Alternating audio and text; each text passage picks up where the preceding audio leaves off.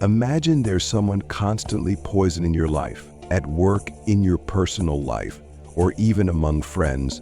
There's a person who spreads negativity, causes pain, and disappointment. How do you deal with such a situation? Should you respond with anger, seek revenge, or perhaps there is another way, a wiser, deeper path? Buddhist philosophy, rich with centuries of wisdom, offers an unconventional solution. If it seems impossible to you, stay until the end of this story. It might change not only how you see others, but also yourself.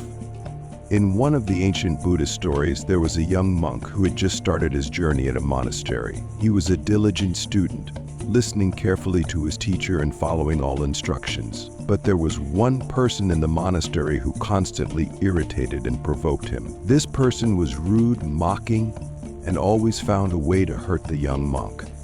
The monk couldn't understand why he was chosen for this. He was humble, hardworking, and caused no harm to anyone.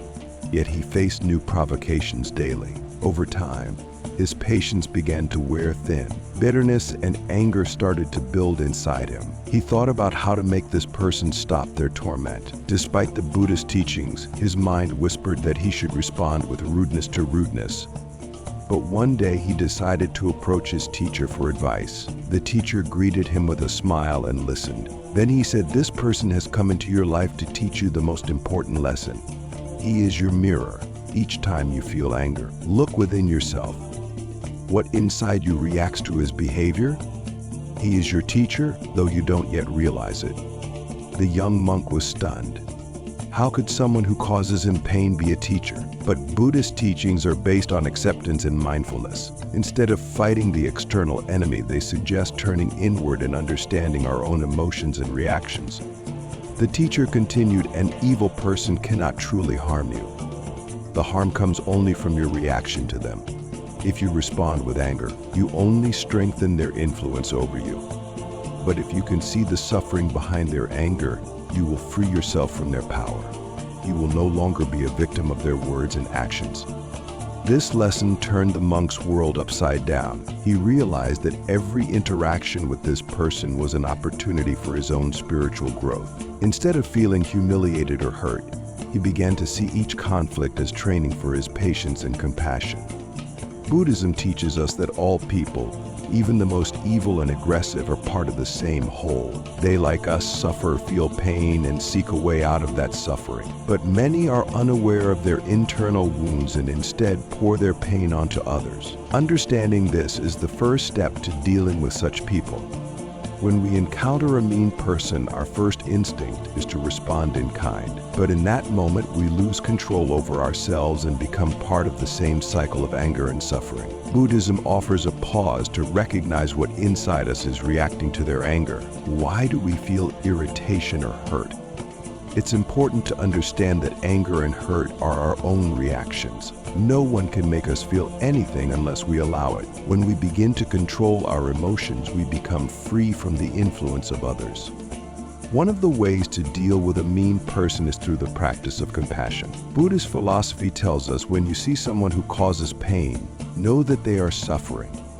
Their anger is a manifestation of their inner pain. Instead of responding to aggression with aggression, try to see this person with understanding and compassion.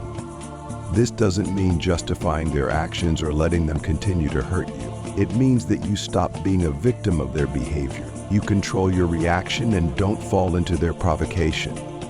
Here's an example from real life. Imagine you have a colleague at work who constantly criticizes and belittles you. Instead of arguing with them or feeling crushed, try to imagine that behind their behavior are their own fears or insecurities. Perhaps they feel uncomfortable in this job and project their emotions onto you. When you start to see the suffering behind a person's anger, it becomes easier to maintain inner peace. Angry people, like everyone else, need help, even if they don't realize it. Your compassion can be the key that not only helps you deal with their behavior, but also changes your internal reaction. Buddhism also teaches the practice of metta, loving kindness. When you encounter difficult people, mentally wish them happiness and well-being. Let them find their path to healing. This may seem challenging, especially when someone is hurting you, but this practice helps to let go of resentment and maintain inner peace. Another important aspect is mindfulness. Every time you feel that someone's anger is pulling you in, pause and take a deep breath. Focus on what you feel. What exactly are you feeling? Where in your body is there tension? Acknowledging these feelings is the first step to releasing them. Mindfulness helps us avoid being prisoners of our emotions. When we start to recognize our feelings and reactions, we become the masters of our own lives. We stop being puppets manipulated by the anger and negativity of others. In one Buddhist text, there's a piece of wisdom. Anger is like a hot coal we want to throw at another, but it burns us first. This metaphor reminds us that every time we become angry or bitter, we harm ourselves more than the person towards whom our emotions are directed. Anger and bitterness are burdens we choose to carry, but we have the power to let them go. And when we free ourselves from these emotions, we become truly free. To wrap up this story, dealing with mean people isn't about changing them, it's about changing ourselves. We can't control others' behavior, but we can always control how we respond. Buddhist philosophy teaches us to see every person, even the most difficult, as an opportunity for growth. Every mean person is a challenge to our kindness, compassion, and patience. And remember, even the darkest moments can become sources of light if we approach them with wisdom and understanding. Others' anger is not their strength, but their weakness. And our strength lies in not letting that anger take control of us.